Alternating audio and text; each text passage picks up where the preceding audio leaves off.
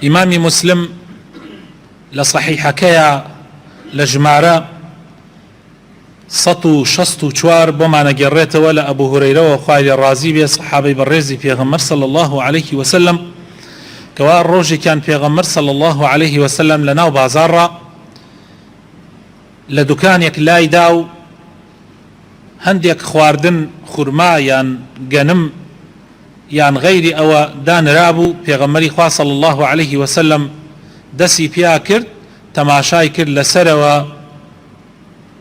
وشک و ڕێک و پێکەوە بەڵام لە ژێرەوە تەڕە. پێغەمبەر صلی الله عليه وسلم بە کابرای خاوەن خواردنەکە فەرمووی ئەمە بۆ وایە بۆ سەرەوەی چاکە و ژێرەوەی ئاوا خراپە؟ وتی ئەی پێغەمبەری خوا باران لێی داوە. پێغەمبەر صلی الله عليه وسلم فەرمووی ئەگەر باران لێی داوە بۆ جوانەکەی ئەخەیتە سەرەوە و خراپەکەی ئەخەیتە ژێرەوە؟ هەر وەکو خۆی داینە و خەڵکی چۆن هەڵیان بژارد بە هەڵی بژێرن. ئاخر ئەمە غەشە و فێڵە و هەر کەسێکیش غەش بکە لە من نییە. من غەشە فەلەیسە منی، لە ڕیوایەتێکی ترا من غەشەنا فەلەیسە منا.